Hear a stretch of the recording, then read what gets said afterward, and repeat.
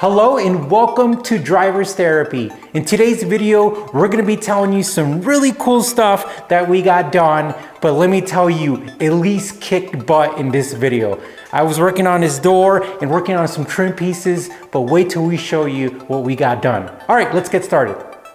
Okay, the first thing I did today is I installed Dynamat on the passenger side.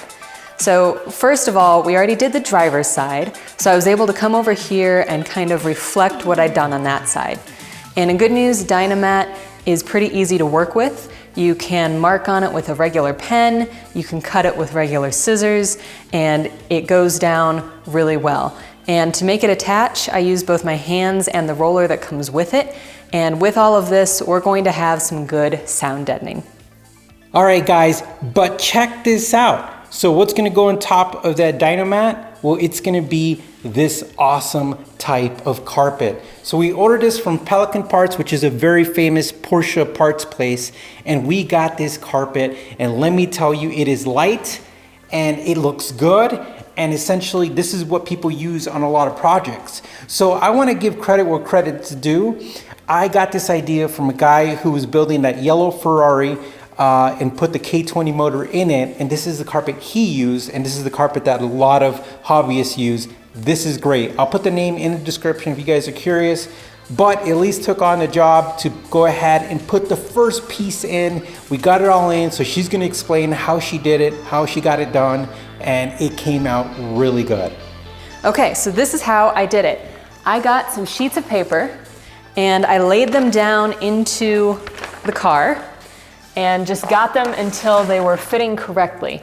And I had to tape them together. I wanted to make sure I followed the contours correctly, and I made sure that the edges matched.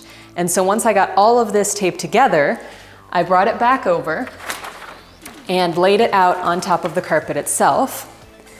And while I was here, just to be safe, I left a little bit of an edge around everything to make sure I had enough room, because I didn't want to get back to the car and be short on carpet. So then when I did go back to the car, I went ahead and fit it in, and then I had to keep taking it out because I did need to remove that excess edging. So I would put it in, kind of shove it into the corner, see where I needed to trim, pull it out, trim off, 4 or 5 inches, put it back in, do the next part, and worked my way all the way around until it fit.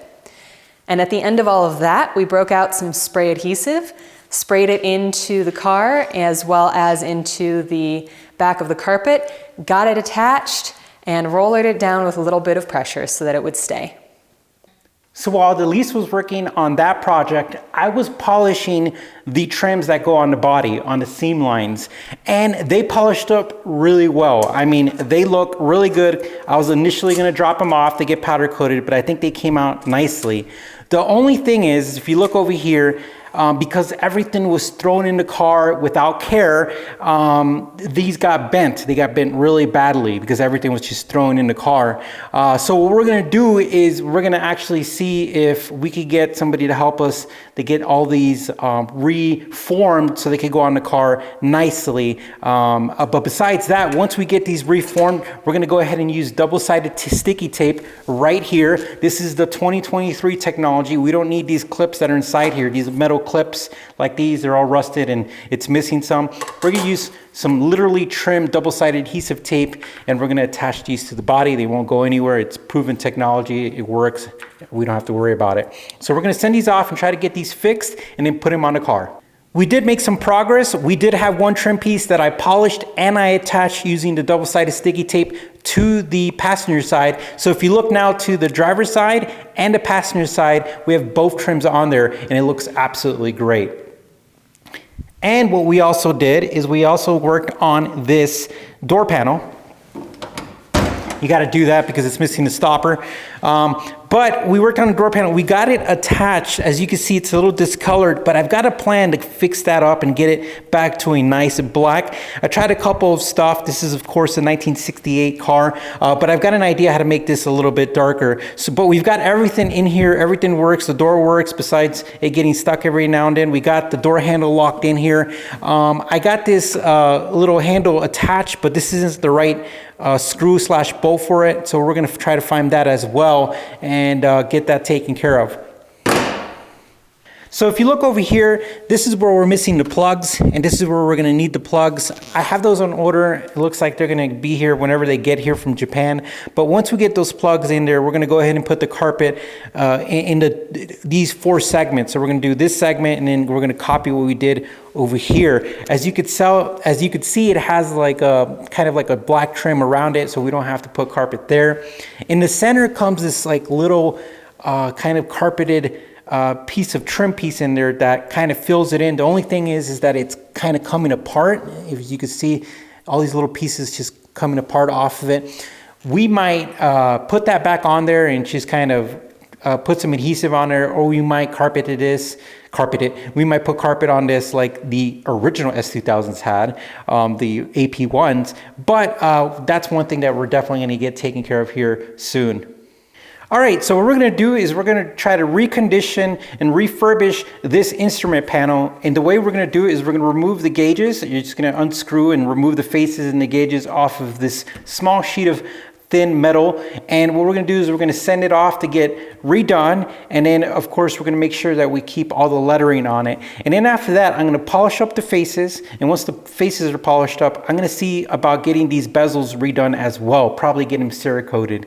While I have these faces off, I'm gonna see if we could do some minor painting on this area right here where it used to be red. We could make that red again, but everything else looks pretty good. But this should be pretty straightforward because we're gonna just take it apart and get everything off of it and essentially get it redone, and that should look really nice. And that's going to be the centerpiece of the dash, and I think it's going to really look good if we make this look really bright and new. And that's it, guys. We had a fun time in the garage. I was really impressed by how awesome Elise got that piece of carpet in there. It looks really good. And our goal is to get it carpeted, get the seats redone, and essentially the interior is going to be ready to go. So what's next? Well, let me fill you in with some S800 gossip and potential stuff. So I almost got a chance to get an engine for the S800. Someone I know was gonna buy an S800, and essentially he wants just the body. He doesn't want the engine in it, and I want the engine.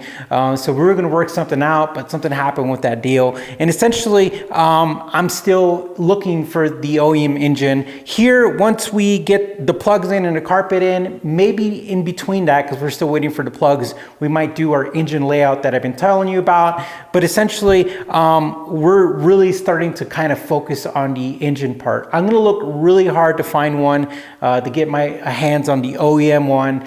And if I can't, then we'll just go back to the whiteboard and see what we could do.